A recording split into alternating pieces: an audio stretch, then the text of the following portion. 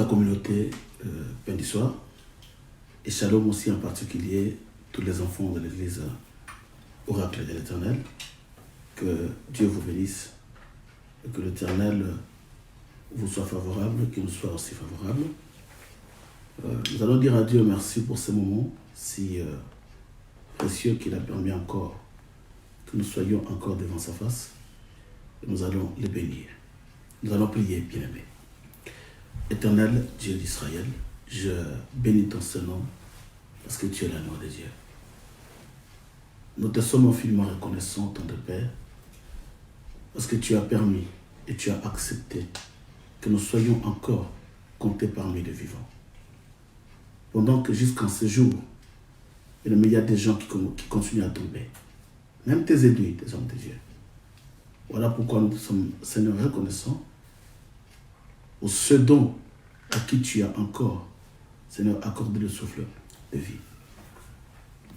Merci encore parce que tu ne nous as pas permis, Seigneur, tu n'as pas permis que nous soyons malades en ce moment. Oui, merci parce qu'il y a aussi ceux-là qui sont malades, mais la main de Dieu, ta main est sur eux. Merci, Seigneur. Nous te disons encore merci pour ces moments si précieux, Père éternel, que nous allons partager ensemble. Que la grâce de Dieu et l'amour du ciel nous accompagnent, parce qu'il y a des choses que nous voulons entendre que de toi. Voilà pourquoi, ton Père, nous te confions ces moments, et je te confie surtout ton peuple, de loin comme de près, qui nous suit, Seigneur. Que la grâce de Dieu inonde dans leur vie en ce moment, et que tu nous accordes, ton Père, la santé, l'entendement, la compréhension de ta parole. Et moi qui me lève en ce moment devant ton peuple, que je sois en simple instrument. Utilise-moi, Seigneur, afin que tout ce qui sortira de ma bouche édifie ton peuple. Je repose toute puissance qui n'est pas de toi. Toute pensée qui peut provenir de moi.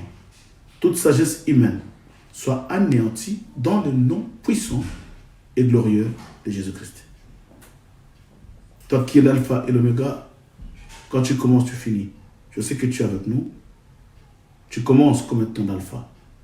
Et tu seras au milieu de nous, ton Père, comme étant Emmanuel, Dieu parmi son peuple. Et je te bénis parce que tu es la mère de gloire. Et tu termineras avec nous comme étant Oméga. Oui, Seigneur, étends ta main et agis. Au nom de Jésus-Christ. Amen. Voilà, bien aimé dans le Seigneur, je bénis encore le roi de gloire. Je bénis le Seigneur, le Dieu Tout-Puissant, le Seigneur qui a fait que nous puissions encore, bien aimé, nous revoir en ce lieu. Parce qu'il y a aussi, il y a nos bien-aimés qui voulaient aussi, bien-aimés, assister dans ces moments de prière, ces moments d'enseignement, mais ils n'ont pas pu à cause de leur état de santé, des fois, et les autres à cause, et parce qu'ils ne sont plus en vie, ce n'est pas par leur propre gré, parce qu'il n'y a personne qui aime la mort. Et malheureusement, cela est arrivé et il y a il y a plusieurs de nos bien-aimés qui ne sont pas en ce moment. Ben, que le Seigneur soit béni. Alors, nous avions commencé un enseignement très important pour ce temps et que nous sommes en train de donner vraiment beaucoup de précisions par rapport à tout ce qui s'est dit sur les réseaux sociaux. Les gens ont tellement peur. Et voilà pourquoi on a voulu tout simplement éclairer l'Église en ces temps de la fin par les enseignements prophétiques. Vous allez comprendre, bien aimé, que ces temps de confinement, Dieu l'a permis pour que nous puissions redresser nos vies chrétiennes, pour que nous puissions restaurer nos vies chrétiennes avec le Seigneur, pour que nous puissions restaurer nos alliances qui ont été brisées pendant si longs moments. Et c'est ce que Dieu aussi avait fait. Et nous avions aussi dit que ce moment de confinement, c'est un moment d'exaucement, où nous sommes vraiment assis et que nous cherchons Dieu dans la profondeur, dans la crainte, dans l'obéissance. Et c'est dans ce moment-là que nous appelons ce moment comme étant un moment de grâce, un moment de faveur et un moment d'exaucement. Je crois que pendant que nous sommes confinés, c'est difficile pour que les gens pensent au péché. C'est difficile pour que les gens insultent, critiquent, commettent le péché. C'est vraiment difficile parce que tout le monde a peur de la mort. Et c'est ce temps où Dieu a choisi pour nous instruire. Voilà, bien aimé, que le Seigneur vous bénisse. Nous avions parlé pendant toute la semaine sur le signe qui précède l'enlèvement. Et le dimanche, Dieu a fait grâce que nous avions clôturé sur l'enlèvement elle-même. Dieu nous a dit que l'enlèvement, c'était un mystère. Ce n'est pas quelque chose qui sera avec une alerte, avec des signes qui va alerter le peuple, mais il a dit que l'enlèvement sera comme un voleur. Voilà pourquoi il a dit, soyez prudents et prêtez l'oreille, ne dormez pas comme les autres. Voilà pourquoi par cet enseignement bien-aimé, ça nous donne la force de nous préparer parce qu'il y a un si grand événement qui arrive. Voilà pourquoi nous disons l'Église, et nous devons prêcher la crainte de Dieu et nous devons retourner l'Église dans l'ancienne alliance, l'alliance de la base, l'alliance de la crainte, l'alliance de l'humilité, l'alliance de l'obéissance. Et c'est ce qui manque à l'Église. Parce que nous avions vu, même Dieu lui-même, il a vu que l'Église a déraillé. Bien, aujourd'hui, je vais ouvrir une parenthèse. Vous allez comprendre pourquoi. Il y a beaucoup de gens qui m'ont appelé, qui m'ont posé cette question. Voilà pourquoi j'ai préféré répondre d'abord sur cette question. Et enfin que demain et le jeudi, nous allons commencer l'introduction de notre enseignement. Donc, nous avions terminé déjà le signe qui précède l'enlèvement. Les signes qui annoncent l'avènement de Jésus comme étant l'enlèvement. Parce que Jésus a des avènements. Le premier avènement de Jésus, c'est l'enlèvement de l'époux et de l'épouse qui montera dans le ciel à la rencontre de l'époux. Et c'est ce que nous avions parlé pendant une semaine de lundi au dimanche. Alors, maintenant, nous voulons entamer la deuxième partie qui constitue les signes qui accompagnent, qui précèdent, les signes qui précèdent le retour glorieux de Jésus. Nous avions vu que sous l'enlèvement, le Seigneur ne viendra pas sur la terre, mais le Seigneur montera. Et nous avions vu l'exemple d'Esther. Et sur le retour glorieux de Jésus, c'est là où Jésus-Christ apparaîtra sur la terre.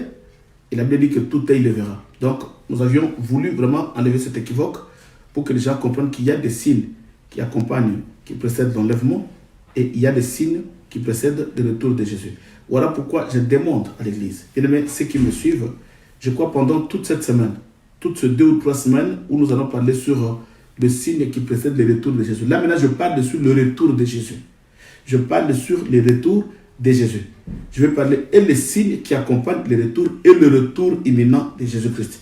Donc, notre thème, Papa Jean-Paul, il va écrire sur le signe qui accompagne le retour glorieux de Jésus. Et dans ce thème, nous allons aussi parler sur le retour glorieux de Jésus lui-même. Voilà. Alors, aujourd'hui, j'allais parler sur... j'ai dit, je vais ouvrir une parenthèse. Les gens qui nous suivent, qui nous supportent, parce que nous sommes dans l'obligation, bien aimés.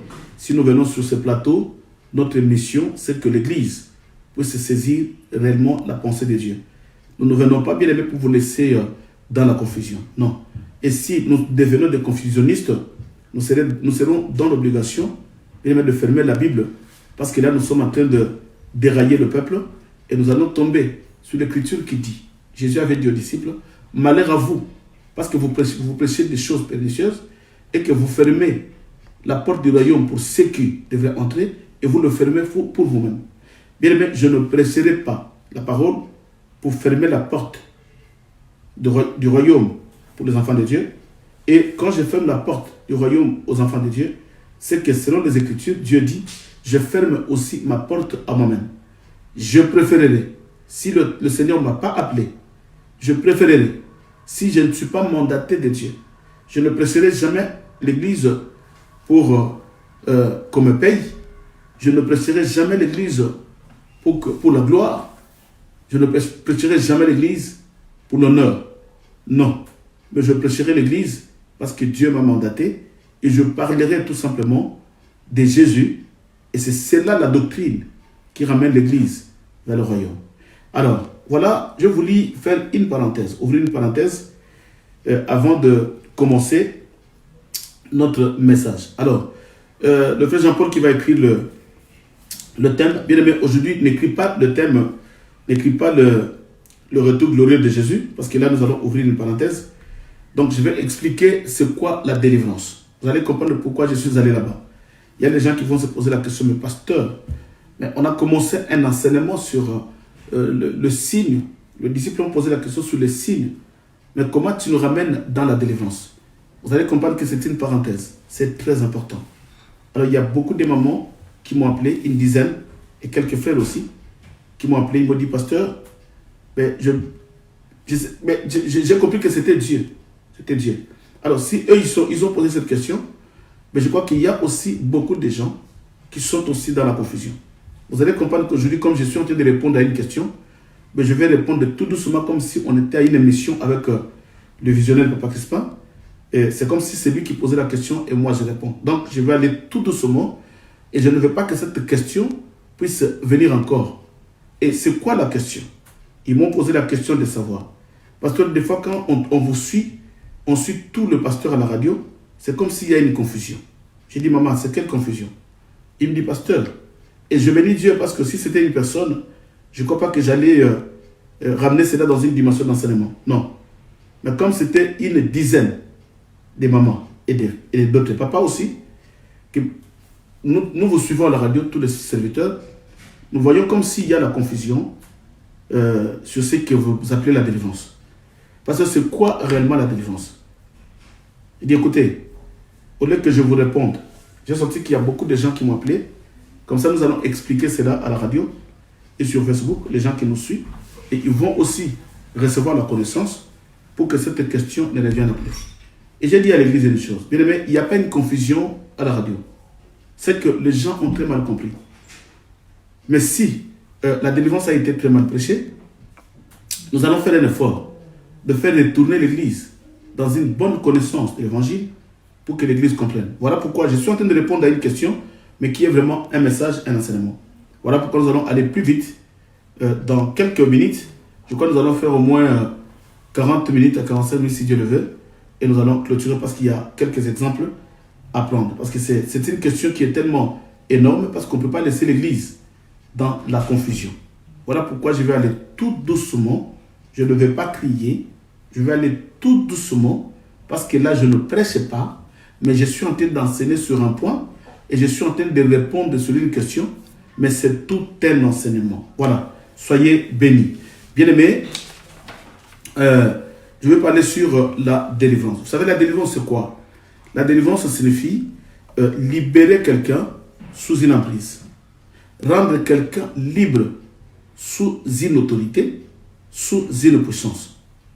Par exemple, Bemba Saolona qui était sous le mandat d'arrêt qui était arrêté, et il a passé tout son temps sur le CPI en prison. Et un jour, il y a beaucoup de Congolais qui étaient tellement contents, également moi aussi, que non, Bemba est libéré.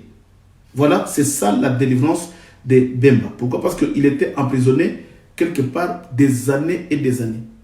Et le jour où Bemba est sorti de prison, c'est ce que nous appelons la délivrance, c'est qu'il était libéré. Verbe délivrer vient tout simplement du mot délivrance. Or, délivrer signifie libérer. Alors, suis-moi très bien, bien aimé, parce que c'est là où il y a la confusion. Délivrance, délivrer signifie libérer. Tu étais emprisonné, tu es libéré. Je vais prendre l'exemple d'Israël. Israël était emprisonné. Le jour où Israël est sorti, Moïse a dit, Dieu m'a envoyé pour que mon peuple soit libéré. Et quand Israël est sorti, Dieu dit à Moïse, vous avez vu comment je vous ai délivré de la main des pharaons. Comment je vous ai délivré. Je vais aller tout doucement parce que c'est un enseignement qui est tellement important pour que l'Église comprenne. Nous ne voulons pas que dans la communauté Pain du Soir, qu'il y ait des confusions, que les gens aient des confusions. Nous ne voulons pas à l'Église oracle de l'Éternel ou par tous les gens qui nous suivent qu'ils soient dans la confusion. Bien aimé, dans la radio Pain du Soir, il n'y a pas la confusion de la délivrance. Mais sauf que, je vais vous énumérer, la délivrance a deux étapes. C'est ce que nous allons parler aujourd'hui. Pendant 40 ou 45 minutes, et je vais clôturer pour que le mardi, je puisse continuer mon enseignement. Voilà, alors je demande au frère Jean-Paul de nous écrire le thème sur la délivrance. C'est très important. La délivrance signifie libérer quelqu'un sous une emprise. Libérer quelqu'un sous un pouvoir. Libérer quelqu'un sous un esprit. Libérer quelqu'un sous une domination. Libérer quelqu'un sous une autorité. Libérer quelqu'un. Or, s'il y a l'autorité du péché dans une personne, c'est que la personne est esclave du péché, c'est qu'il est encore dans une prison de péché. Dès qu'il est libéré des péchés, on appelle ça la délivrance. S'il y a quelqu'un qui est possédé par un esprit de famille, dès qu'il est libéré de cet esprit, on appelle ça la délivrance. Mais vous allez comprendre qu'il y a des phases de la délivrance. Mais d'abord, je vais prendre une écriture. Exode chapitre 3, le verset 12. Il dit, je vais aller tout doucement, parce que je veux que tout le monde puisse comprendre ce message, pour qu'il n'y ait pas de questions. Exode chapitre 3, le verset 10. Vous allez comprendre que je vais aller tout doucement. Je vous ai promis, je ne vais pas monter, je demande au Saint-Esprit vraiment de nous positionner tout doucement et calmement pour que l'Église comprenne. Je vais tout doucement. Exode chapitre 3, le verset 10. La Bible nous dit ceci. Le verset 10. Maintenant, va, je t'enverrai auprès de Pharaon et tu feras sortir d'Égypte mon peuple, les enfants d'Israël. Ici, Dieu envoie son serviteur. Dieu envoie son serviteur. Et la question est quoi? Qui délivre? Celui qui délivre, ce n'est pas un serviteur. Mais celui qui délivre, c'est Dieu lui-même. Suivez-moi bien. Ce n'est pas un serviteur qui délivre, mais c'est Dieu lui-même qui délivre. Vous allez comprendre pourquoi je dis ça. Parce qu'aujourd'hui, il y a des serviteurs qui croient que ce sont eux qui sont le maître de la délivrance. Non. Mais quand tu vas dans une église, dans une telle église, tu vois que la personne qui se dit professionnelle en délivrance, mais il y a des femmes dans son église qui n'accouchent pas, il y a des hommes et des femmes qui ne se marient pas, il y a des femmes et des hommes qui n'ont pas de papiers, mais il se dit professionnel en délivrance. Voilà pourquoi je dis à l'église que ce n'est pas une personne qui délivre. Ce n'est ni un ministre qui délivre. Nous, en tant que serviteurs de Dieu, nous accomplissons tout simplement l'œuvre de la délivrance. Voilà pourquoi le jour où Jésus a appelé Lazare, il a crié Lazare sort. Ça, c'était la grande délivrance. Il a ramené quelqu'un de la mort à la vie. Voilà pourquoi je vais parler de ça. La grande délivrance, c'est quoi? C'est faire quitter quelqu'un de la mort à la vie. Guérir l'infirmité. Guérir la femme à perte de sang. Guérir l'aveugle Bartimée. Ce n'est pas ça la grande miracle. Mais la grande miracle ou la grande délivrance, c'est crier à Lazare. Lazare sort et Lazare est sorti. C'est que Lazare qui était mort, Lazare devrait sortir. Lazare qui était dans une prison, dans un tombeau, une prison là où il n'avait pas la vie. Mais Jésus lui-même dira, Lazare sort. Ça, c'est la première délivrance. Lazare est sorti lié des pieds, bandé des yeux et lié des mains. Suis bien aimé dans le Seigneur. Nous sommes dans l'enseignement. La première délivrance, c'est de quitter la mort à la vie. Suivez-moi bien. Ça, c'est la première délivrance. Parce que c'est là où il y a la confusion. La première délivrance, c'est quitter la mort à la vie. Or, quand quelqu'un quitte la mort et qu'il a la vie, déjà, il est délivré de la mort. Or, nous avons la mort physique, nous avons aussi la mort spirituelle. C'est que la première délivrance, c'est quitter tout simplement la mort dans le péché.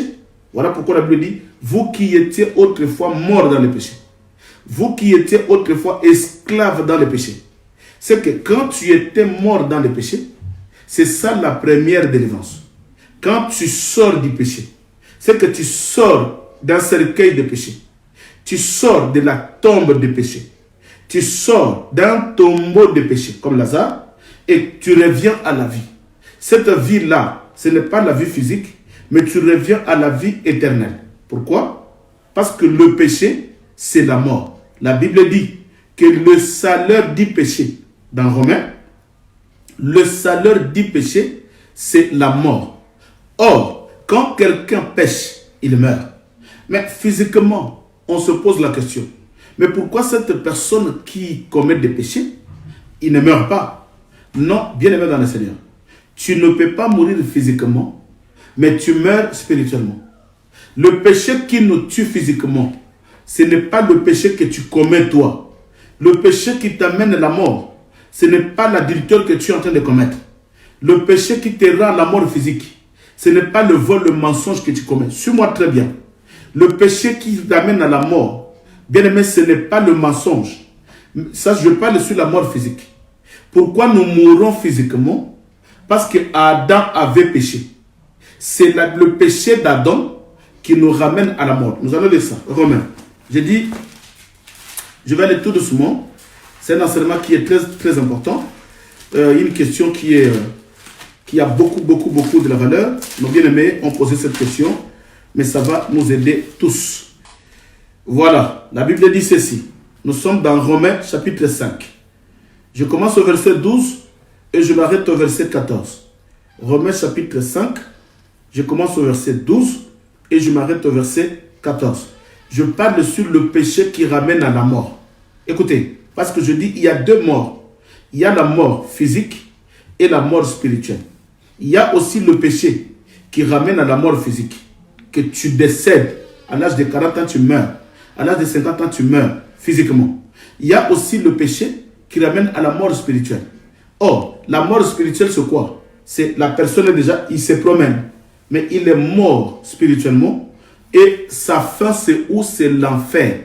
Ça, c'est la mort spirituelle. Quel est ce péché-là? C'est l'adultère, c'est le vol, c'est le mensonge, c'est la calomnie. C'est ça qui nous ramène dans la mort spirituelle.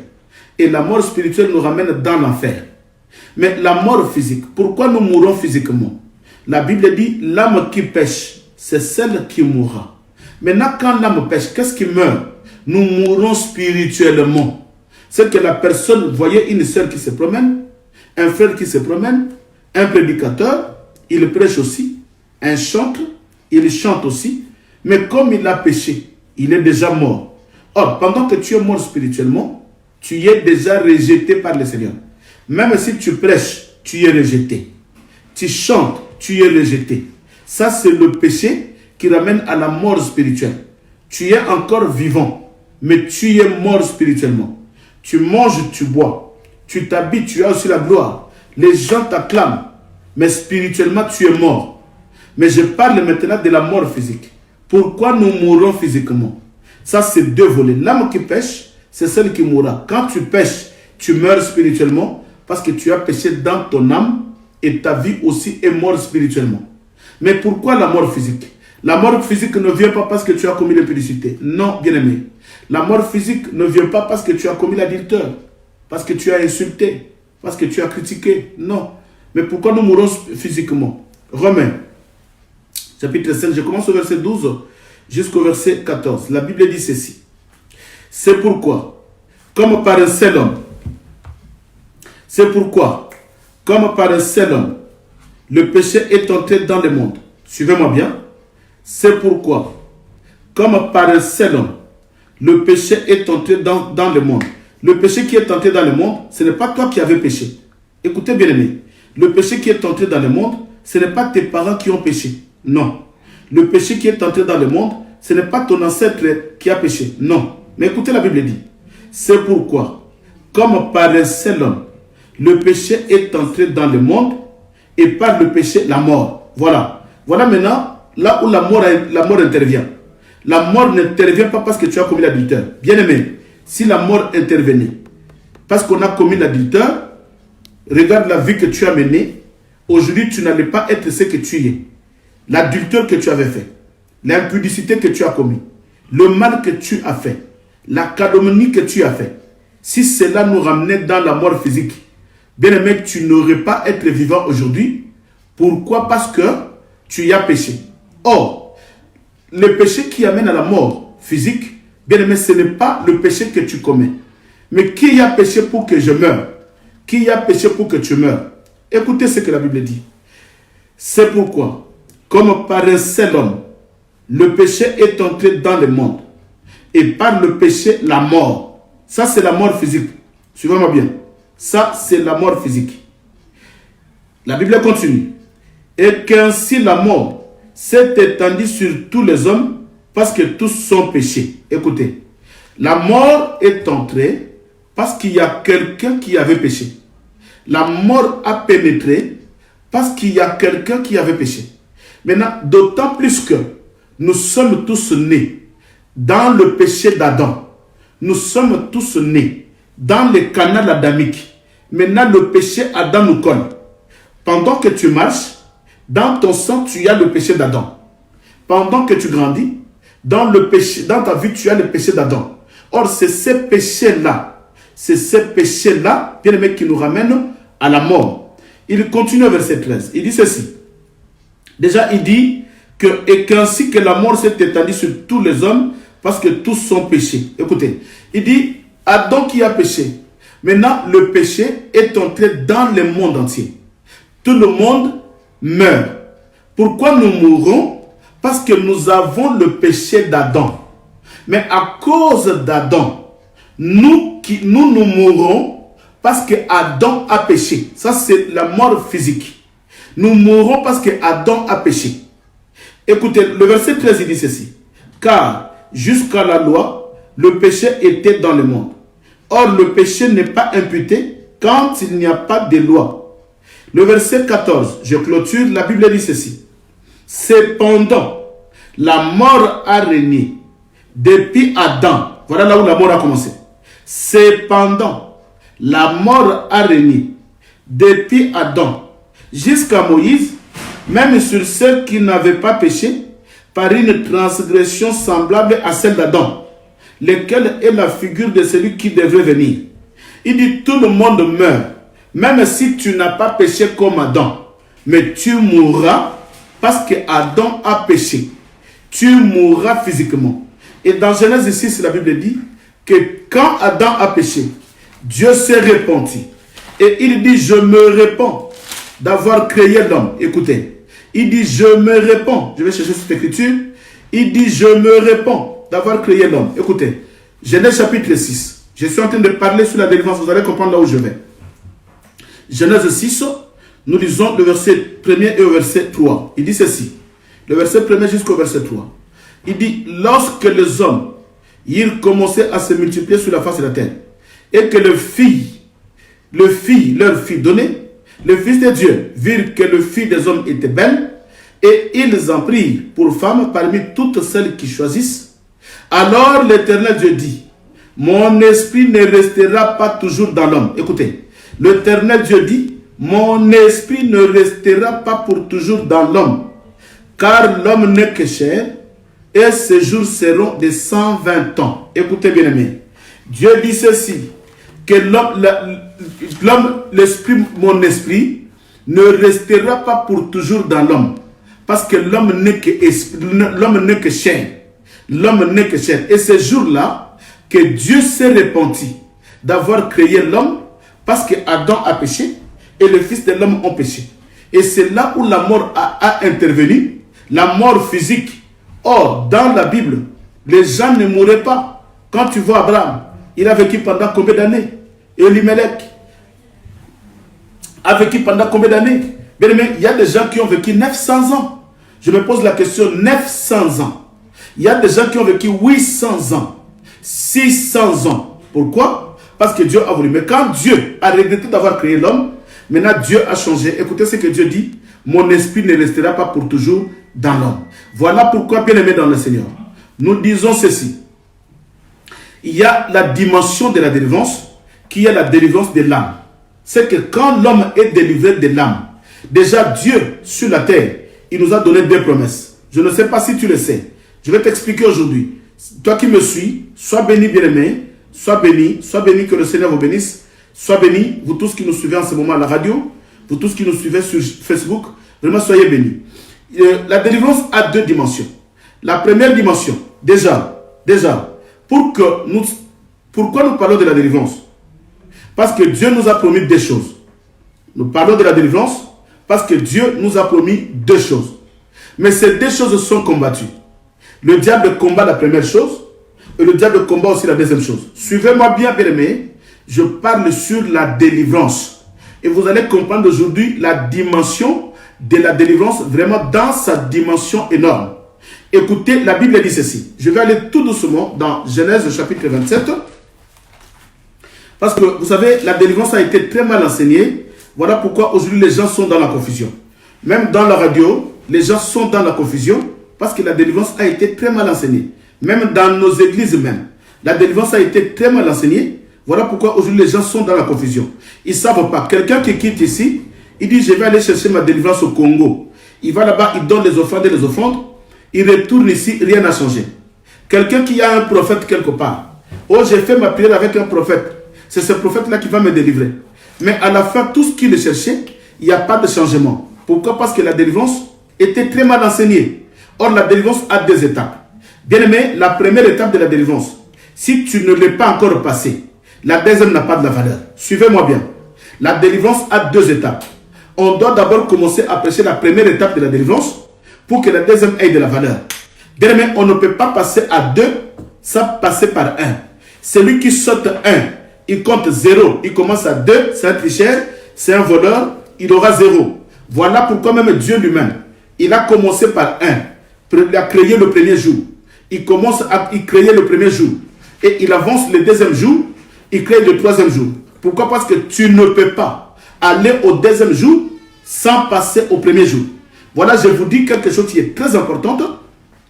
Je parle sur la délivrance. Mais qu'est-ce qui est combattu? Parce que la délivrance, c'est libérer quelqu'un sous l'emprise de l'ennemi. Mais comment nous devons être libérés? Pourquoi nous devons être libérés? Et en quoi nous devons être libérés? Genèse chapitre 27. C'est tout un enseignement. Mais comme la délivrance a été très mal prêchée, voilà pourquoi aujourd'hui l'église est dans la confusion. Genèse chapitre 27, le verset 28. Écoutez ce que Dieu dit. Dieu est en train de bénir l'humanité. Il est en train de bénir. Là, c'est Jacob. Quand est-ce que Jacob avait la bénédiction? Et ici, c'est Dieu qui bénit son peuple. Et Jacob, Esaïe est en train de bénir Jacob. Et c'est ça la bénédiction des enfants de Dieu. Dieu nous a donné deux bénédictions, vous allez comprendre. Il dit ceci, le verset 28. Genèse, chapitre 27, le verset 28. La Bible dit ceci. Que Dieu te donne la rosée du ciel et de la graisse de la terre, du bleu du vin en abondance. Écoutez, maintenant Dieu nous bénit. Comme il a béni Israël, il est en train de bénir l'église. Comment Dieu nous a bénis? Dieu nous bénit à deux choses. Il dit d'abord, tu seras béni de la rosée du ciel et tu seras béni de la graisse de la terre. Voilà là où la délivrance a commencé. Bien aimé, ne prêchons pas l'évangile par sentiment. Si on n'a pas la connaissance, nous devons chercher là où il y a la connaissance pour qu'on ne ramène pas l'église dans la confusion. L'église a besoin de la connaissance. L'église traverse une zone de turbulence. L'église aujourd'hui souffre. L'église n'a pas d'enseignement. L'église manque de tout. Voilà pourquoi l'église aujourd'hui souffre. L'église n'a pas d'enseignement. Écoutez, Dieu bénit le peuple. Il dit, écoutez l'église. Je vous ai béni de deux sortes de bénédictions. Premièrement, c'est la rosée du ciel. Deuxièmement, c'est la graisse de la terre. Cela veut dire quoi? La rosée du ciel, Dieu nous a bénis de toutes sortes de bénédictions célestes. Suivez-moi bien.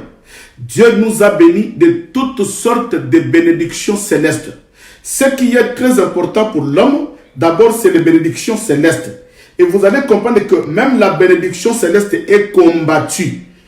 Or, si la bénédiction céleste est combattue, c'est que la bénédiction terrestre aussi est combattue. Maintenant, la délivrance commence où? La délivrance commence par les choses célestes. Parce que je peux manquer d'argent. Je peux manquer le mariage. Ça, c'est la graisse de la terre. La graisse de la terre, c'est quoi? C'est tout ce que nous amassons sur la terre. La graisse de la terre, bien aimée, c'est tout ce que nous amassons sur la terre. Le mariage, c'est la graisse de la terre. Le papier, c'est la graisse de la terre. Le voiture, c'est la graisse de la terre. Le maison, c'est la graisse de la terre. Tout ce que nous amassons. La graisse de la terre, c'est quoi? C'est tout ce qui est terrestre. Tout ce qui est terrestre. Quand tu seras enlevé, tout ce qui restera. Le jour où tu seras mort, tout ce qui restera, c'est ce qu'on appelle la graisse de la terre. Mais Dieu nous les a promis. Mais nous ne devons pas laisser les enfants de Dieu ne pas avoir le mariage. Nous allons prier pour que la graisse de la terre qui est le mariage soit ton partage. Nous devons prier pour que le mariage qui est la graisse de la terre, que tu sois béni. Nous devons prier pour que la maternité qui est la graisse de la terre, que tu sois béni. Nous allons prier dans le pays où tu es. Le papier, c'est la graisse de la terre. Ce sont des choses terrestres qui resteront. Mais Dieu veut que nous soyons aussi bénis. Voilà pourquoi il a dit, je vous donne la rosée du ciel, parce que la rosée, c'est la pluie qui vient du ciel. Et je vous donne la graisse de la terre. Tout ce qui est passager, le papier, le mariage, la maternité, tout ce qui est passager, bien aimé, c'est ce que Dieu appelle la graisse de la terre. Mais tout ce qui est spirituel, qui ne passera pas, c'est la rosée du ciel. C'est quoi la rosée du ciel? C'est le royaume de Dieu. Mais vous allez comprendre maintenant, quand le diable vient, il a une mission. Il te combat pour qu'au dernier temps, tu n'ailles pas au royaume des cieux. Ta vie chrétienne est combattue pour que le jour de l'enlèvement, pour que tu ne sois pas enlevé. Bien-aimé dans le Seigneur. Voilà pourquoi nous devons chercher d'abord la délivrance, parce que même si je n'ai pas de papier, mais je cherche la délivrance pour que le jour de l'enlèvement, pour que je puisse monter. Même si je n'ai pas de travail. Mais ça, je mets ça à côté, c'est la graisse de la terre, même si cela est combattu. Mais d'abord, je veux chercher la délivrance pour que cette délivrance qui va me ramener au ciel. Cette délivrance de la rosée du ciel. Ce qui est très important. Voilà pourquoi je viens dans la vie de Paul. Écoutez dans Romains chapitre 7, parce que je n'ai pas le temps, j'ai beaucoup de choses à expliquer. Je vais donner des versets et vous allez comprendre. Dans Romains chapitre 7, le verset 14 et le verset 25. Et le verset 24. Romains chapitre 7, vous allez comprendre ce que Paul dit. Bien aimé, c'est très important. Vous allez comprendre. Écoutez, je commence dans 2 Corinthiens. Je vais naviguer un peu dans la Bible. Nous allons marcher, hein, nous sommes dans la forêt. Nous allons marcher pour avoir la meilleure compréhension de l'évangile. Pour que dès que nous sortirons de ce confinement, que nous n'ayons pas de la confusion sur ce qui concerne la délivrance. Voilà. Je commence dans le livre de 2 Corinthiens. 2 Corinthiens chapitre 12, le verset 7 au verset 8. Bien aimé, voilà ce que Paul, comme étant un apôtre, il a aussi voulu faire comme toi tu fais. Il a aussi voulu faire comme toi tu fais. Tu vas au Congo aller chercher la délivrance. Tu vas chercher les pasteurs là où il y a la prière nuit et jour, nuit et jour. Oh là-bas, il y a la dimension de la prière, je vais là-bas. Oh là-bas, il n'y a que la délivrance, je vais là-bas. C'est ce que Paul aussi voulait faire. Paul voulait faire cela. Mais écoutez la réponse de Dieu. Je vais dans 2 Corinthiens chapitre 12, le verset 7 au verset 8. La Bible dit ceci. Et pour que je ne sois pas enflé d'orgueil, à cause de l'excellence de ces révélations, il m'a été mis une écharde dans la chair, un ange de Satan pour me souffleter et m'empêcher de m'enorgueillir. 3 fois j'ai prié le Seigneur de l'éloigner de moi, et il m'a dit, ma grâce te suffit, car ma puissance s'accomplit dans la faiblesse. Je me glorifierai donc bien plus volontiers de mes faiblesses, afin que la puissance de Dieu repose sur moi. Alléluia. Oh, qui peut m'acclamer, bien-aimé? Qui peut acclamer la parole? Acclame la parole, bien-aimé. Voilà, toi qui vas ailleurs, aller chercher des prophètes, aller chercher la délivrance. De quelle délivrance tu cherches? Tu cherches la délivrance physique, ce qu'on appelle l'exorcisme. Voilà pourquoi je dis qu'il y a 2 dimensions de la délivrance. Il y a d'abord la délivrance de l'âme. Quand tu es délivré de l'âme, bien aimé, qu'on ne vous trompe pas. Quand Israël est sorti de l'Égypte, ce n'était pas la délivrance de l'infirmité. Ce n'était pas la délivrance de mariage. Ce n'est pas la délivrance parce qu'Israël n'enfantait pas. Ce n'est pas la délivrance parce qu'Israël n'avait pas de papier en Égypte. Non. Ou Israël n'avait pas de papier en Égypte. Non. Ce n'était pas à cause de ça. Mais c'était une délivrance sous l'emprise du péché. Voilà pourquoi nous disons que Israël est sorti de l'Égypte. L'Égypte comme étant le monde du péché. Nous devons d'abord être délivrés de l'emprise des démons qui est le péché. Pourquoi? Parce que dès que tu es délivré de l'Égypte, or l'Égypte c'est le monde. L'Égypte c'est le monde du péché. Dès que tu es délivré de l'Égypte qui est le monde du péché, maintenant ta destination, écoutez-moi, ta destination c'est où? C'est Canaan, c'est le royaume des cieux. Dès que tu es délivré de l'Égypte, maintenant tu sors du péché. Maintenant, tu te diriges vers le royaume. Voilà pourquoi celui qui est délivré du péché, bien aimé, il se dirige vers l'enlèvement. Mais tu peux être infirme, mais tu es là-bas, bien aimé, tu monteras. Tu peux être célibataire. Bien aimé, quand tu es délivré du péché, de l'Égypte, le monde du péché, tu monteras avec l'époux. tu monteras aller rencontrer l'époux. Voilà pourquoi la première délivrance. Écoutez, l'apôtre Paul dit ceci. Il était quelqu'un qui avait la révélation. Mais un jour, la Bible dit qu'il avait une bosse, une bosse, une écharpe sur son dos. Bien aimé, écoutez, l'apôtre Paul est un apôtre puissant. Mais il avait une écharpe sur lui. Il avait le conquis sur lui. Un jour, le diable est venu le faire voir que toi qui fais le miracle, tu as le conquis. Bien aimé dans le Seigneur. Il y a des gens qui le diable peut te faire voir. Toi qui crains Dieu, mais tu n'as pas le mariage. Toi qui crains Dieu, tu n'as pas le papier. Toi qui crains Dieu, tu n'avances pas. Toi qui crains Dieu, tu n'as pas ça, tu n'as pas ça. C'est que le diable te fait voir tes serments, ce n'est pas la rosée du ciel, mais il te fait voir la graisse de la terre. Or que la graisse de la terre, tu ne seras jamais enlevé avec tes parcelles. Tu ne seras jamais enlevé avec tes véhicules. Tu ne seras jamais enlevé, maman, avec tes belles voitures, avec tes beaux vêtements, avec tes belles chaussures. Or, le jour où tu mourras, nous allons aller acheter à Barbès des vêtements que tu n'aimes pas. Nous allons te revêtir le vêtement de Barbès, le blanc que tu ne peux pas porter aujourd'hui, pour te dire que la délivrance que tu cherches, qu'on appelle l'exorcisme, ben mais ce n'est pas ça. Ce n'est pas ça. Oui, c'est bien. Nous allons prier, je ne refuse pas. Parce que moi aussi, je prie pour la délivrance. Pour la délivrance, bien mais je prie. Tu viens, on fait la délivrance, Dieu te bénit aussi, Dieu t'ouvre les yeux, Dieu t'ouvre le mariage. Mais le véritable délivrance, c'est quoi? Écoutez, Paul avait une bosse. Maintenant, Paul, quand il fait le miracle, mais il a une bosse. Maintenant, un jour, il va aller demander à Dieu. Il dit, Seigneur, je suis en train de délivrer les gens. Je prie, les gens sont guéris. Il y a des gens qui sont guéris. Il y a des gens, Seigneur, qui sont guéris de leur maladie. Je prie. Mais moi, pourquoi ce con qu'il a? Pourquoi tu m'as laissé avec cette écharpe? Pourquoi ces bosses? Qu'est-ce que Paul est allé chercher? Il est allé chercher la délivrance, ce qu'on appelle bien aimé, ce que nous appelons pas la graisse de la terre, pas la rosée du ciel, mais il est allé chercher la délivrance qu'on appelle la graisse de la terre.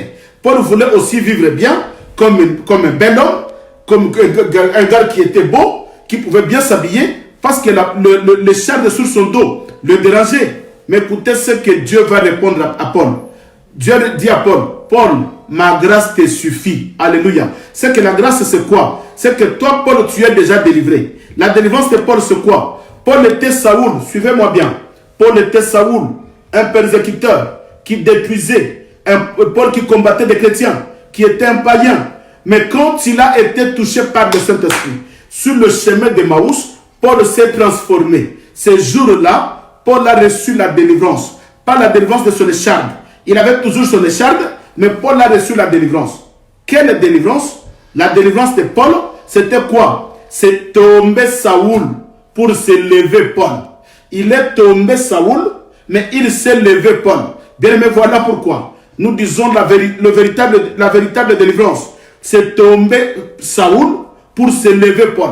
Or, Saoul, c'était un persécuteur. Saoul, c'était un tueur. Mais quand il est tombé Saoul, bien aimé, il a reçu la délivrance. Maintenant, il s'est levé Paul. Quand Paul est allé dans le temple, en train de prêcher, les gens n'ont pas compris. Mais ce que celui-là, ce n'est pas Paul.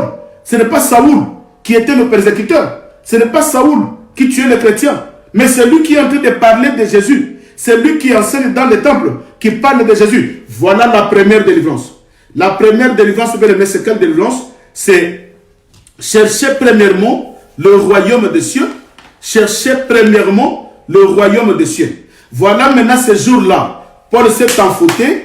Il dit, même si j'ai une bosse, je ne me dérangerai pas. Mais d'abord, je vais chercher ma première délivrance. Alléluia.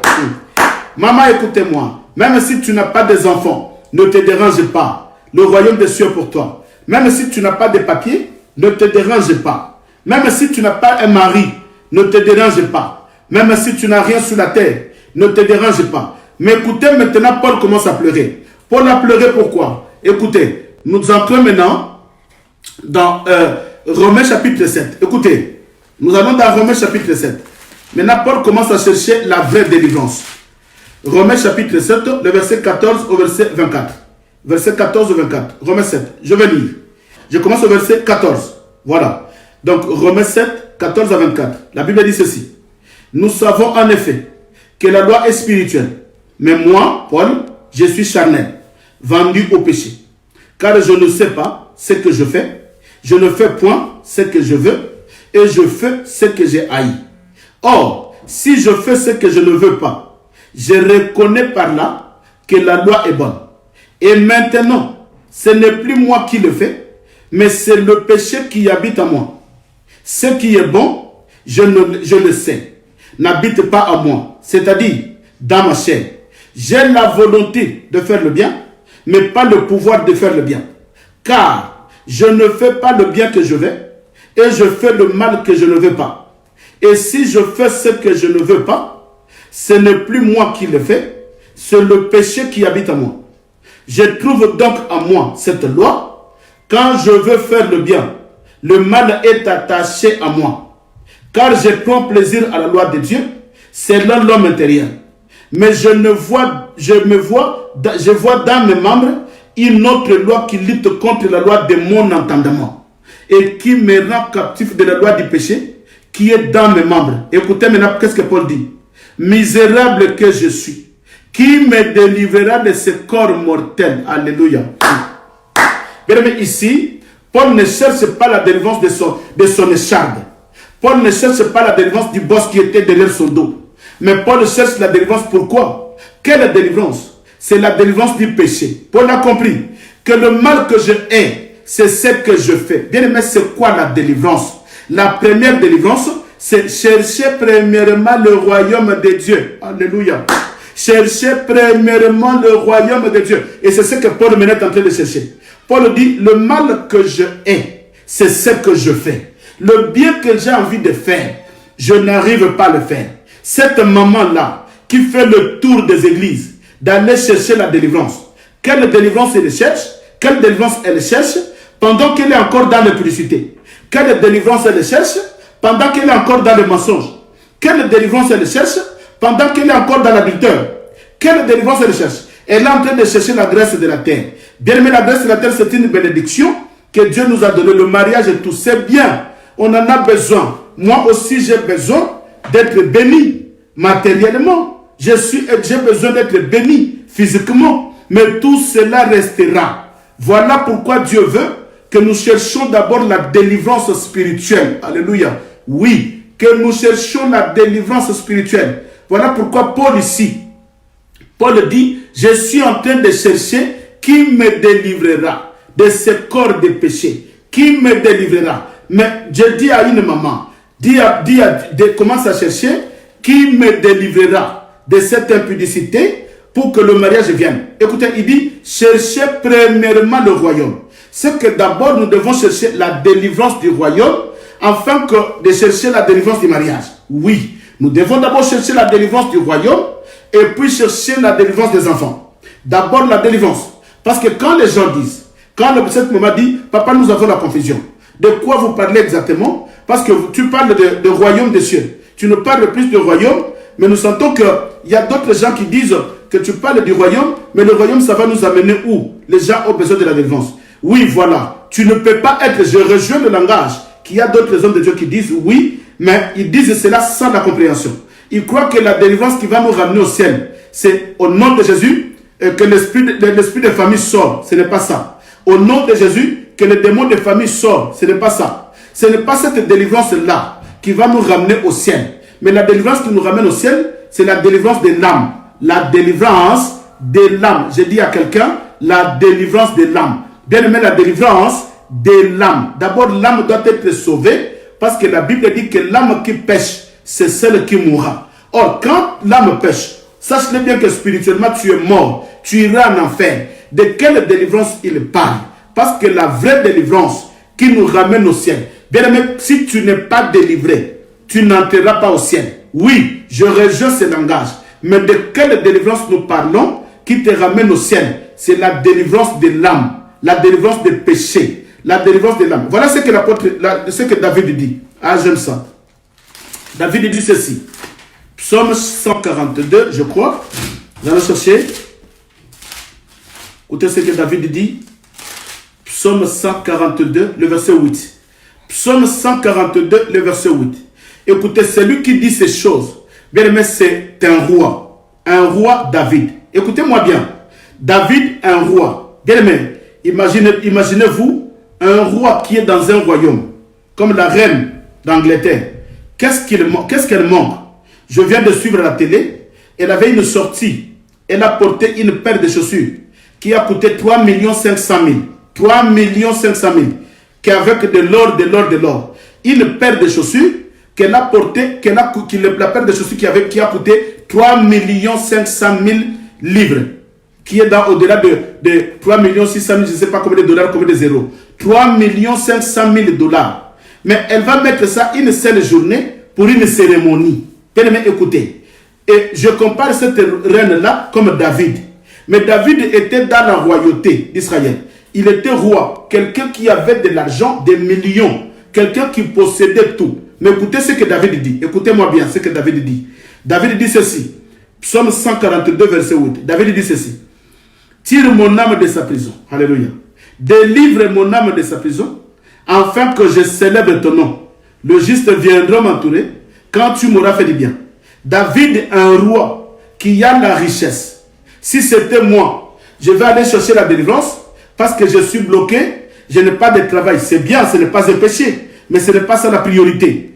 Si c'était moi, je vais aller chercher la délivrance parce que je n'ai pas de papier. C'est bien, mais ce n'est pas ça la priorité. Si c'était moi, je vais aller chercher la délivrance parce que je n'ai pas d'enfant. Oui, c'est bien, mais ce n'est pas ça la priorité. Mais David, il dit tout ça, pourquoi? Parce que David avait couché avec la femme d'autrui. David est sorti avec la femme d'autrui, avec la femme d'Uri. Vous connaissez. Et David, comme un roi, il avait tout. Maintenant, il dit, délivre mon âme. Parce que David savait qu'avec toute la richesse qu'il possède, il peut aller en enfer. Avec toute la richesse qu'il possédait, il peut aller en enfer. Voilà pourquoi David demande. Il dit, délivre mon âme de sa prison. David est en train de réclamer la délivrance, bien-aimée.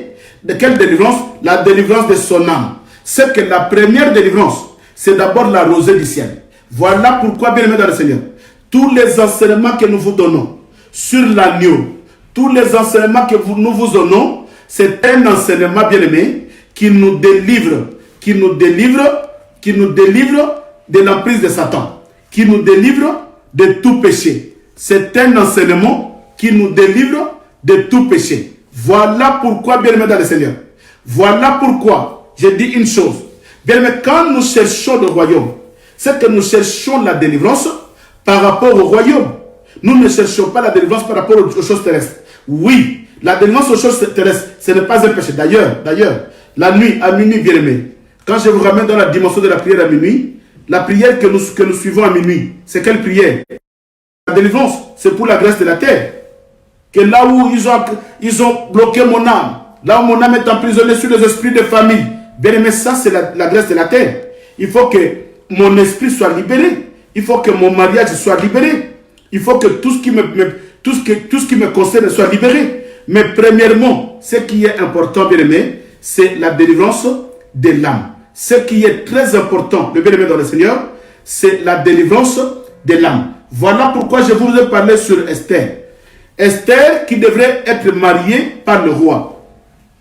J'en ai parlé le dimanche. Pendant qu'il préparait 6 femmes, il préparait 6 femmes pour le roi,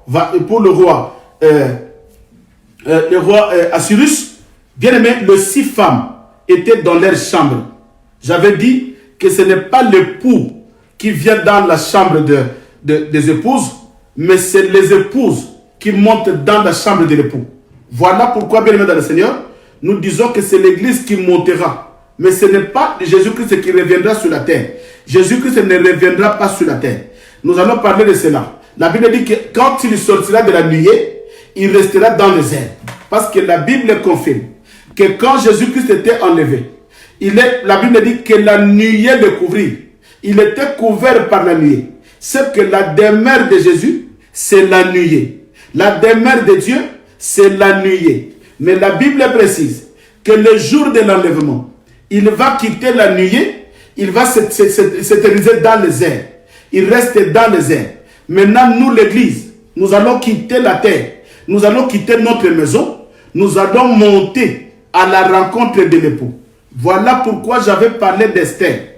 Toutes les 6 femmes, toutes les 6 filles qui étaient préparées, même ils devraient quitter leur chambre pour aller rencontrer le roi dans sa chambre. Ça, c'est l'image de l'enlèvement. Mais écoutez, une chose qui était très importante, c'est que quand il sort, quand elle sort de sa chambre, elle doit, écoutez-moi bien, quand elle sort de sa chambre, elle doit passer dans une chambre pour aller chez le roi. Mais écoutez, qu'est-ce qu'ils ont fait? Qu'est-ce que le roi a fait? La chambre d'où il passait, la chambre de passagers, ils ont mis la richesse, ils ont mis des dollars, ils ont mis de l'or, ils ont mis des cuivres, ils ont mis des cobalt, ils ont mis de l'étain, ils ont tout mis, toutes sortes de richesses. Maintenant, quand tu viens, on te dit, écoutez, maintenant comme tu as pris, comme tu es bien préparé, quand tu traverses la chambre, si tu veux, tu prends la richesse et tu vas vers le roi. Bien aimé, toutes les 5 filles, ils ont passé dans la chambre. Ils ont pris de l'or, ils ont pris de la richesse. Et en arrivant chez le roi les a rejetés parce que c'était des sortes d'églises. Leurs yeux est fixé par le matériel. Leurs yeux est fixé par des choses terrestres. Il y a des églises bien aimées, en commençant par les hommes de Dieu, jusqu'à l'église, les gens aiment le matériel. Leurs yeux est sur le matériel. Or que Dieu avait dit, cherchez premièrement le royaume des cieux et tout vous sera donné par-dessus. Cherchez premièrement le royaume des cieux et tout vous sera donné par-dessus. Voilà pourquoi, bien aimé dans le Seigneur, Esther, en sortant de sa chambre, elle a traversé aussi la chambre là où il y avait la richesse, mais elle n'a rien pris. Pourquoi? Parce qu'elle avait en elle l'évangile de chercher premièrement le royaume. Il dit, pour moi, j'ai été préparé pour l'épouse, je n'étais pas préparé pour ça. Je sais que si je me marie avec l'époux, toute la richesse m'appartiendra, parce que cette chambre-là appartient à mon époux. Si cet époux-là m'épouse, c'est que toute cette richesse m'appartient.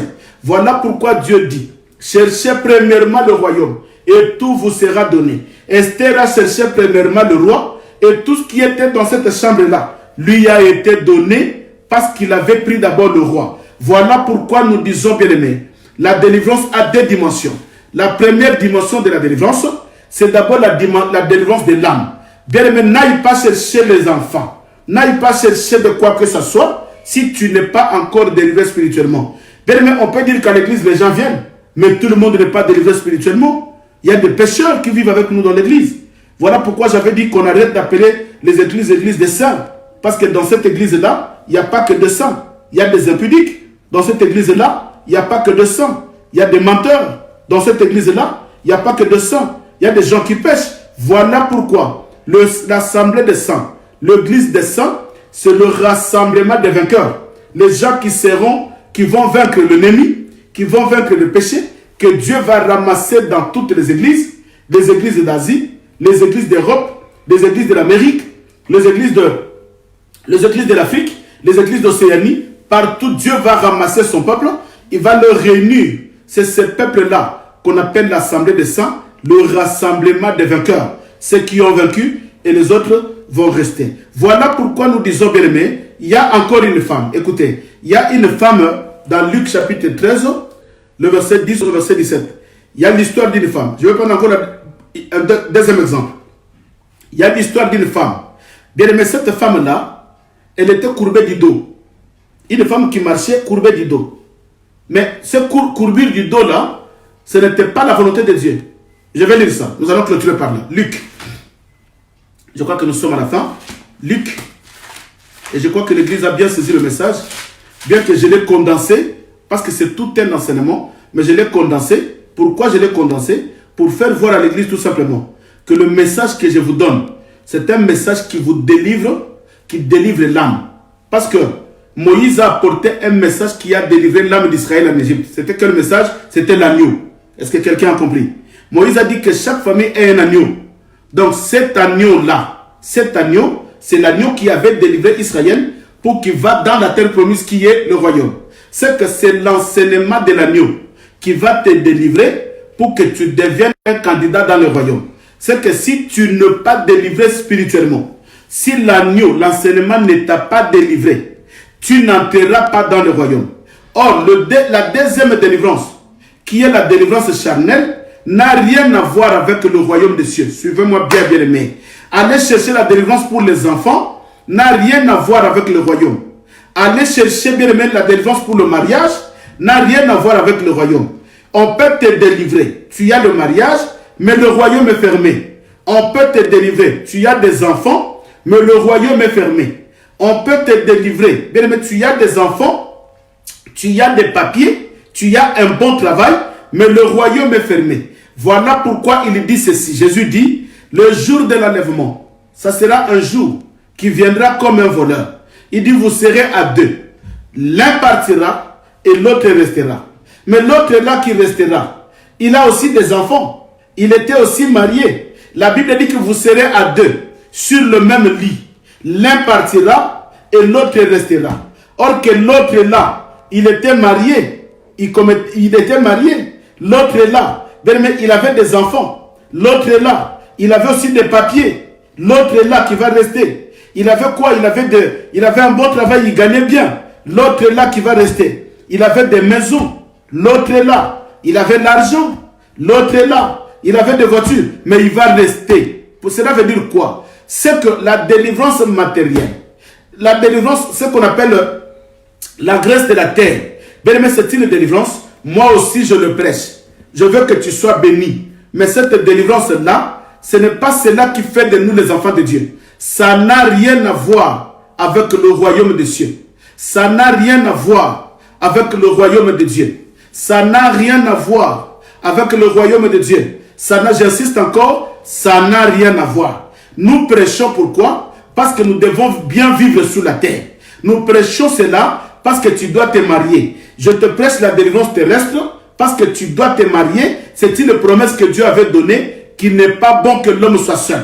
Je te prêche la délivrance du mariage et la délivrance des enfants. Tu ne peux pas être stérile parce que c'est une promesse, la grâce de la terre. Dieu avait dit que allez, soyez féconds, remplissez la terre, multipliez-vous. Voilà pourquoi je te prêche cela, pour que tu aies aussi des enfants. Je te prêche le papier. Tu dois voir le papier. Pourquoi? Parce que Dieu avait dit, là où tu fouleras la plante de tes pieds, je te le donne. Voilà pourquoi je te prêche aussi cet évangile-là de grâce de la terre. Pendant que tu vis sur la terre, que tu bénéficies aussi de la bénédiction de Dieu qu'on appelle la grâce de la terre. Tout ce qui est passager, tout ce que nous allons prendre sur la terre, c'est la bénédiction grâce de la terre. Or, cette grâce de la terre est combattue aussi. Voilà pourquoi nous prions la nuit. Bien aimé, nous prions la nuit. Dans l'armée de minuit, là-bas, ce n'est pas pour le royaume. Mais là, c'est pour la grâce de la terre. C'est pour la grâce de la terre. Je sais qu'aujourd'hui, par cet enseignement, les gens ont bien compris. La grâce de la terre, c'est ce que nous appelons l'exorcisme. C'est quoi l'exorcisme? C'est chasser un démon qui bloque ton mariage. C'est quoi l'exorcisme? C'est chasser un démon qui bloque ta maternité. C'est quoi l'exorcisme? C'est chasser un démon qui bloque ta santé. C'est quoi l'exorcisme? C'est chasser ces démons qui te condamnent dans cette maladie. C'est quoi l'exorcisme? C'est chasser ces démons qui veulent t'apporter la mort prématurée. Ça, c'est l'exorcisme. C'est la deuxième dimension de la délivrance. Or, la première délivrance, c'est quoi? Je peux être infirme, mais je rentre dans le royaume. Je peux ou ne pas voir les enfants, mais je rentre dans le royaume. Voilà pourquoi, bien aimé dans le Seigneur, nous disons ce qui est très important, c'est d'abord le royaume. Écoutez, Luc chapitre 13. Je vais lire ça. Luc chapitre 13. Luc chapitre 13, je commence au verset 10 et au verset 17. Luc 13, le verset 10 au verset 17. Écoutez ce que la Bible dit. Je commence au verset 10. Jésus enseignait dans une des synagogues, les jours du sabbat. Et voici, il y avait là une femme possédée d'un esprit. Écoutez-moi bien. Bien, mais lis bien les Écritures. Nous devons bien lire les Écritures, papa. Les Écritures sont bien claires. Ah, Seigneur. Je répète. Jésus enseignait dans une des synagogues, les jours du sabbat. Et voici, il y avait là une femme possédée d'un esprit. Écoutez, cette femme était possédée d'un esprit qui la rendait infirme. Cette femme était possédée d'un esprit qui la rendait infirme. C'est que l'infirmité de cette femme, c'était des démons. L'infirmité de cette femme, c'était les esprits. Je ne sais pas si c'est les esprits des familles, si c'est les esprits ramassés dans la rue, si c'est les esprits des déserts, les esprits de l'air, les esprits des eaux, je ne sais pas. Mais cette femme était possédée d'un esprit impur qui la rendait infirme depuis 18 ans. Elle était courbée, elle ne pouvait pas tout se redresser. Lorsque Jésus la vit, Jésus lui adressa la parole et lui dit, « Femme, tu es délivrée de ton infirmité. » Ça, c'est la délivrance, la grâce de la terre, parce que cette femme devrait aussi bien vivre, devrait aussi se marier. Parce que quand elle est courbée, qui verra cette femme? Qui peut la draguer? Qui peut l'aimer? Une femme qui était courbée du dos, possédée par un esprit. Voilà pourquoi le Seigneur Jésus-Christ devrait aussi délivrer cette femme. Pourquoi? Parce que cette femme a aussi une promesse de la grâce de la terre. Elle devrait aussi se marier et elle devait aussi avoir les enfants. Or, cette infirmité pouvait aussi lui empêcher de se marier. Mais Jésus est venu délivrer cette femme. Ça, c'est la délivrance qui est la grâce de la terre. Comprenez bien, bien aimé. Il y a la délivrance de la rosée du ciel et la délivrance de la grâce de la terre. Mais ça, nous continuons. Écoutez la Bible dit le verset 13. Et il lui imposa le main. Un instant, elle se redressa et glorifia Dieu. Mais le chef des synagogues, indigné de ce que Jésus avait opéré cette guérison, un jour du sabbat, dit à la foule, il y a 6 jours pour travailler. Venez donc vous faire guérir ces jours-là et non pas les jours du sabbat. Écoutez, avant de clôturer au verset 15, mais je vais d'abord interpréter le verset. Écoutez ce que la Bible dit. Jésus, voyant cette femme qui était courbée du dos, Jésus va délivrer cette femme. Mais la Bible dit que le chef des synagogues n'a pas voulu la délivrance de cette femme. Bien aimé, le chef des synagogues, c'est qui? C'est le chef de ta famille. Les démons de ta famille qui ne veulent pas que tu sois délivré, que tu te maries. Qui ne veulent pas que tu sois délivré, que tu aies des enfants. Le chef de la synagogue, c'est le chef de ta famille. Les autorités de ta famille. La chefferie de ta famille. Les esprits de ta famille. C'est ce que nous appelons le chef de synagogue. Le chef de ta famille.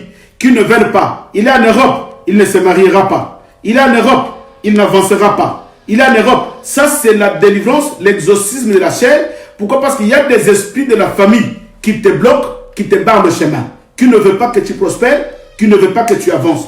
Mais écoutez ce que j'ai aimé. Ce que j'ai aimé. Dans le verset 16, il dit, hypocrite, lui répondit le Seigneur, est-ce que chacun de vous, le jour du sabbat, ne détache pas de la crèche son bœuf ou son âne pour l'amener à boire? Et cette femme, écoutez ce que j'aime au verset 16, il dit, et cette femme qui est une fille d'Abraham, alléluia, cette femme qui est une fille d'Abraham, et que Satan tenait lié depuis 18 ans, cette femme qui est une fille d'Abraham, et que Satan retenait depuis 18 ans, je répète, cette femme qui est une fille d'Abraham, mais que Satan retenait depuis 18 ans, alléluia, c'est que cette femme était premièrement une fille d'Abraham. Or, une fille d'Abraham, c'est quoi? C'est une fille qui est candidate dans le royaume. Une fille qui était candidate en Canaan. Parce que Dieu avait promis à Abraham en Canaan, c'est que cette femme était candidate en Canaan. Quand Dieu précise que cette fille qui est une fille d'Abraham, signifie quoi? Dès que nous croyons à l'évangile, c'est que c'était une femme qui était déjà délivrée. Une femme qui était déjà délivrée. Ce n'est pas cette infirmité qui va l'empêcher d'entrer dans le royaume. Ce n'est pas cette infirmité qui va l'empêcher d'entrer dans la terre promise. Mais Dieu dit quand même, pendant qu'il vit sur la terre, j'y mérite la délivrance. Je sais qu'il est une fille d'Abraham. Voilà pourquoi, bien aimé dans le Seigneur, nous disons ceci. D'abord, nous devons devenir le fils d'Abraham.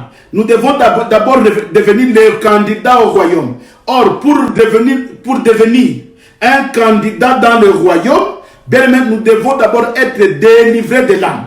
Nous devons être délivrés du péché. Voilà pourquoi Jésus-Christ dit ceci. Vous autrefois qui étiez esclaves du péché, vous autrefois qui étiez prisonniers du péché, je suis venu moi-même, lui-même qui? L'agneau. Je suis venu moi-même, lui-même qui? L'enseignement. Je suis venu moi-même qui? La doctrine. Je suis venu moi-même pour vous délivrer et que vous puissiez devenir le candidat dans le royaume. Vous qui étiez autrefois sans cité céleste, vous qui étiez autrefois sans Dieu, Maintenant, vous êtes devenus participants du royaume par le sang qui a coulé sur la croix. Vous êtes devenus participants de la promesse d'Abraham par le sang qui a coulé sur la croix. C'est que Jésus est venu comme un agneau.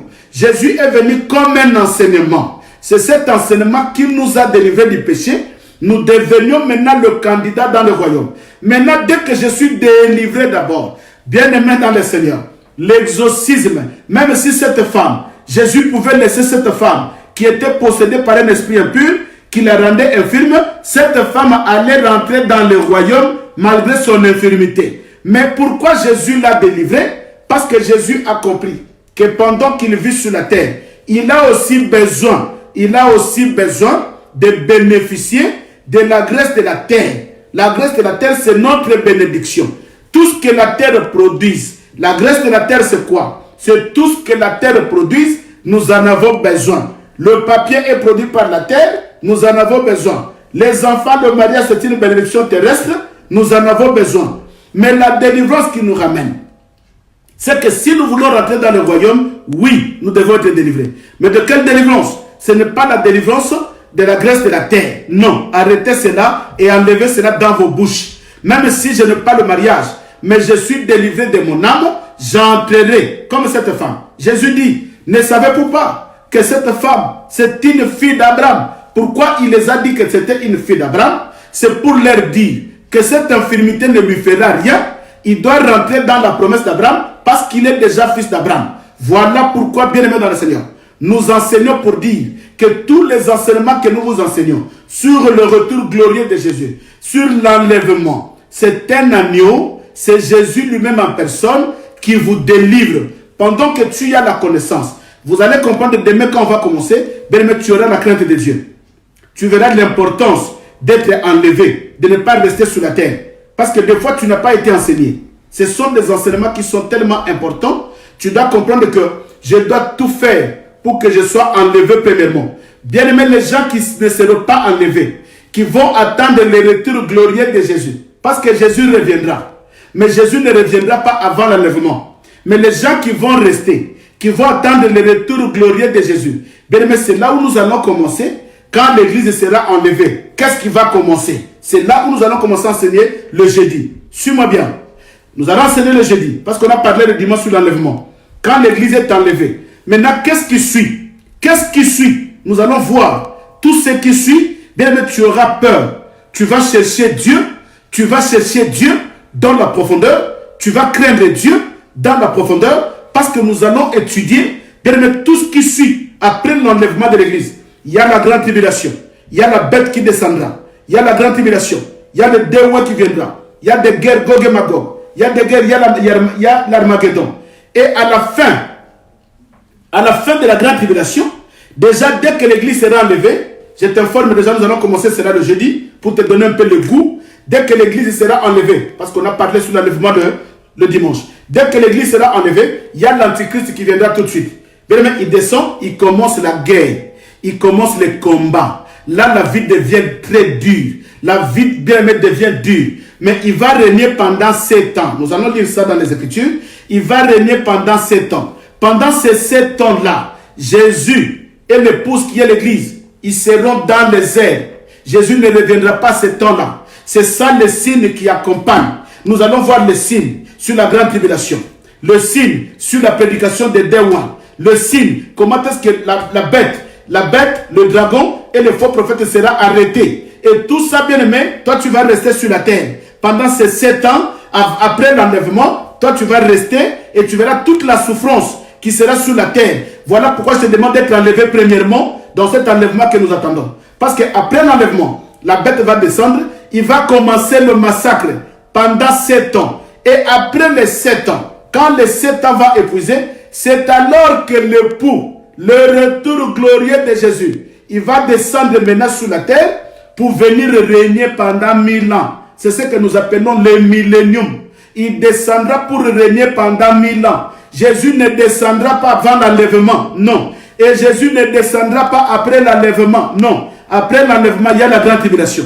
Il y a la marque de la bête. Là maintenant, bien aimé, ça va être très dur. Nous allons expliquer cela à long et à large pour que l'Église puisse comprendre la profondeur de l'enseignement. Et c'est cet enseignement-là qui nous ramène dans la délivrance. Voilà, que le Seigneur vous bénisse. Soyez bénis, bien-aimés dans le Seigneur. C'était une question qu'on a voulu répondre. Mais je peux aussi appuyer ça sur une écriture. C'est très important. Je clôture sur cette écriture. Écoutez. Ah, le Seigneur est bon. Toi qui vas des églises en église chercher des enfants. Des églises en église chercher le mariage. Mais écoutez ce que la Bible dit. Luc chapitre 21. Le verset 23. Au verset 28. Luc 21. Je commence au verset 23. Écoutez. La Bible dit ceci. Malheur aux femmes qui seront enceintes et à celles qui allaiteront à ce jour-là. Car il y aura une grande détresse dans le pays et de la colère contre le peuple. Ils tomberont sous les tranchants de l'épée. Ils seront amenés captifs parmi toutes les nations. Jérusalem sera foulée aux pieds par les nations jusqu'à ce que le temps des nations soit accompli. Il y aura des signes dans le ciel, dans la lune, dans les étoiles. Bien aimé, écoutez, ici, c'est le retour glorieux de Jésus. Il dit malheur à ces gens-là qui resteront. Et la Bible dit malheur aux femmes qui auront des enfants et malheur aux femmes qui seront enceintes. Bien aimé, si nous courons pour les enfants, nous courons pour être enceintes. Mais ici, Jésus dit malheur aux femmes enceintes et malheur aux femmes qui auront des enfants. Pourquoi? Parce que ce jour-là, tu vas pleurer. Où sont mes enfants? Où sont mes enfants? Les enfants sont restés. Où sont mes enfants? Les enfants sont partis, toi tu es resté. C'est que tu es en train de pleurer pour les enfants. Il dit malheur, malheur. Voilà pourquoi, bien aimé dans le Seigneur, si la délivrance qui va nous ramener au ciel, c'était le mariage ou les enfants, parce que là, cette femme est enceinte, c'est une bénédiction. Mais Dieu dit malheur à la femme enceinte ce jour-là, le jour où le Seigneur retournera sur la terre. Malheur à la femme enceinte. Luc chapitre 23, je vais clôturer. Luc 23, le verset 26. Luc 23, 26. Il dit encore ceci, le verset 26. Comme il a mené, ils prirent un certain Simon de Cyrène, Luc chapitre 8. Simon de Cyrène qui revenait des champs et il changeait la croix pour qu'il apporte derrière Jésus. Il était suivi d'une grande multitude de gens du peuple et des femmes qui se frappaient de la poitrine et se lamentaient sur lui. Jésus se retourna vers elle et dit, fille de Jérusalem, ne pleurez pas pour moi, mais pleurez sur vous et sur vos enfants. Car voici des jours viendront où l'on dira, errez les stériles, errez les entrailles qui n'ont pas enfanté, et les mamelles qui n'ont pas allaité. Bien-aimé, Dieu est compliqué. Le Seigneur est compliqué. Il dit ce jour-là, il dit écoutez, les gens pleuraient pendant qu'on les ramenait pour aller être crucifiés. Il dit ne pleurez pas pour moi, mais pleurez pour vous. Parce que le jour où je reviendrai, bien-aimé, il dit malheureux les stériles, et heureux les entrailles qui n'ont pas pu avoir les enfants, et heureux le mamelle qui allait. Heureux. Pourquoi? Parce qu'il sait qu'à ce jour-là, tu ne vas pas pleurer pour tes enfants. Il dit heureux les stériles. Mais pourquoi Dieu dit heureux les stériles? Parce qu'il voulait tout simplement dire que la délivrance des enfants, ce n'est pas ça qui nous ramènera au ciel. Voilà. Nous avions bien compris, c'est quoi la délivrance? La délivrance a deux aspects. D'abord, c'est la délivrance de l'âme qui nous ramène au ciel. Si tu n'es pas ton âme n'est pas délivrée, comme David qui était roi, mais il cherchait la délivrance. Si ton âme n'est pas délivrée, tu n'entreras pas dans le royaume. Or, la délivrance de l'âme, c'est de te faire quitter le monde du péché, de te faire quitter l'Égypte du péché. Là, tu deviens candidat au royaume. Mais l'exorcisme, bien aimé, la délivrance des hôtels de famille, la délivrance des lois de famille, la délivrance des totems de famille, la délivrance des esprits de famille, la délivrance des liens de famille, n'a rien à voir avec le royaume. Rien à voir avec le royaume. Je répète encore, rien à voir avec le royaume.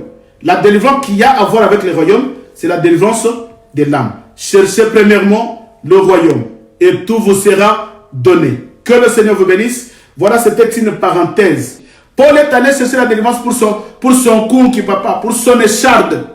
Mais Dieu lui dit, Paul, écoutez, ma grâce te suffit. C'est quoi la grâce?